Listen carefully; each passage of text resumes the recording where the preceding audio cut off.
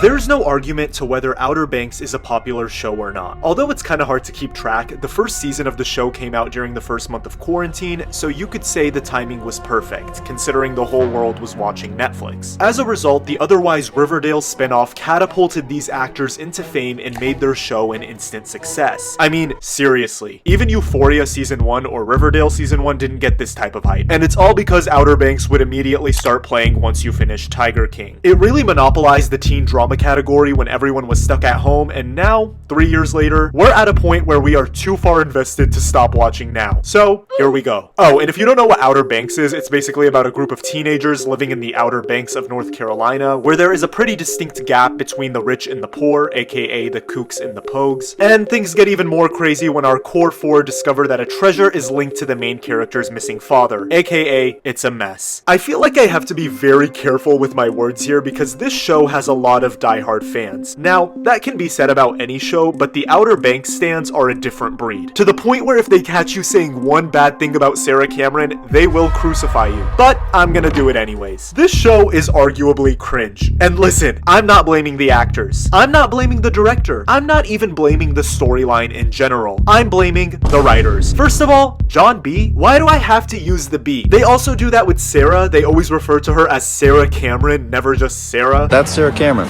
Kook Princess. Also, the way they constantly refer to themselves as pogues is just doing too much. Are you even a pogue? You know, it's always the Kook's fault. It's never the Pogue's fault. Holy super Kook. Be for real. It's so pick-me. And let's not forget how unrealistic the show is in general. I mean, I've never even been to North Carolina or wherever they filmed this show, but everyone is living this hippie rogue, or should I say pogue, lifestyle. Everyone in the town's concern is finding some buried treasure that they're not even sure actually exists. Like, don't these people have jobs or school? At least in Euphoria, we see the characters in the hallways. But like, what do the people at Outer Banks do all day? Run away from cops and dig for treasure? The show is literally an even combination between Pirates of the Caribbean and Ginny and Georgia. Not to mention that scene in season 2 where Sarah Cameron gets shot in the stomach and is basically on the verge of death, but somehow just survives after a couple of bandages. Like, what? For a split second, I really thought that they would kill off her character and make the show that much more dramatic, but much like Stranger Things, the answer is no. And then there's the scene in season 2, episode 2, where Kiara, Pope, and JJ record Wade literally killing someone, and then Kiara decides to shout out, "Murderer!" and gives their cover away. Hold this.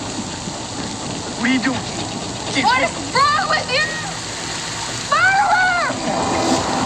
Like, why did she do that? You had all the evidence. You could have turned the footage in and freed John B. But no, you just had to yell out of anger because you can't control yourself. And let's not forget the fact that all the dads seem to die, from John B's to Sarah's, and then they always end up alive in the end somehow. And that's honestly something that I just hate when a show is too scared to kill off a main character or any character at all. Like, it's okay. Us as audience members will get over it. For the first couple of episodes, the show is a little bit over the top and kinda stupid, and low-key makes you have to turn your common sense off while watching, but nevertheless, it is enjoyable. I will give them that. Aside from our questionable love leads, the rest of the cast is great. I mean, I love Rudy and Bailey and Jonathan. They really carry the show on their backs. Also, this is a non-issue at this point, but the fact that the actors on the show are pushing 30 and are supposed to be 16 years old is just a little bit hard to believe. I understand that literally every teen drama ever made casts actors that are way older than the actual people they play, but this one is really pushing the line. I mean, I can believe that Cindy Sweeney and KJ Appa are in high school, but Chase Stokes? The dude is old enough to be our dad. And this brings us to season 3. And I'm gonna be honest, I wanted it to be so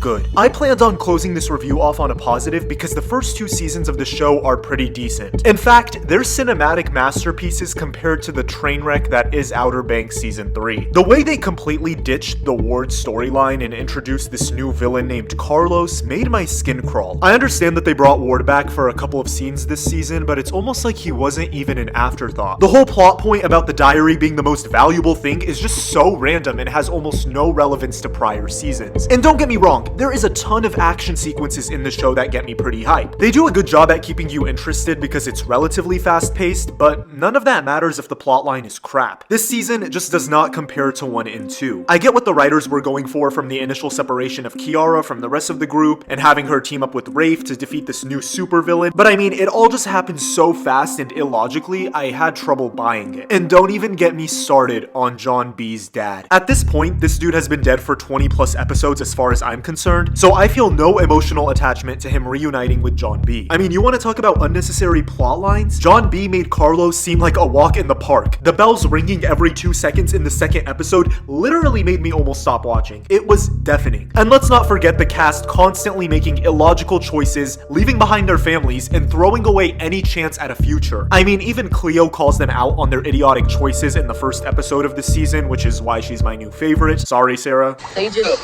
throw it away to chase treasure with your dropout friends? It wasn't just about the treasure. Better off keeping what you got than searching for something you ain't gonna find. And then there's the couple swapping. Like, Jesus, they're passing Kiara around more than Cassie at this point. Don't cancel me. I honestly really like her and JJ together, but it makes the whole Pope storyline in season 2 seem so unnecessary. Like, what was the point? And to be a little bit fair towards the show, as it progressed, the season slowly started to get better. With episodes 1 and 5 being low-key snooze fests, I had little to no expectations going into episode 6. But this is definitely where the storyline starts to pick up. The wedge between John B and his friends made the storyline 1,000 times more interesting than any Carlos Singh ever could. Ray finally getting the cross, Sarah Cameron feeling isolated. I mean, this is what I've been waiting for. Drama that brews within the core group, not some random villain that no one cares about. And this brings us to the finale. Oh boy. Again, it almost seems as if this entire season was kinda pointless considering John B's dad dies, for real this time, and they're introduced to this new treasure hunt for season 4, which has already been renewed. Again, the show makes little to no sense in terms of the characters' absurd decisions when they're inches away from death, but it is what it is. And you won't find me saying that about any show. But in terms of content that Netflix has given us, and although this season low-key fell off, Outer Banks is still definitely in my top 5 Netflix shows.